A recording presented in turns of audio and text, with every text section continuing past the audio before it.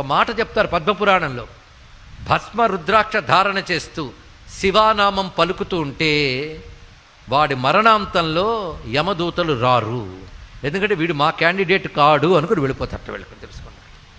ఏది ఏ సాధన లేకుండా భస్మ రుద్రాక్షలు పెట్టుకున్నా, అందుకే ఏదున్నా లేకపోయినా బొట్టు పెట్టుకోవడం అలవాటు చేసుకోవాలండి. ఇక్కడ వైష్ణవ సంప్రదాయంలో ఉన్న వాళ్ళు అది పెట్టుకోండి, శైవ సంప్రదాయం వాళ్ళు ఇది పెట్టుకోండి. స్మార్త సంప్రదాయంలో భస్మధారణ ఉంది.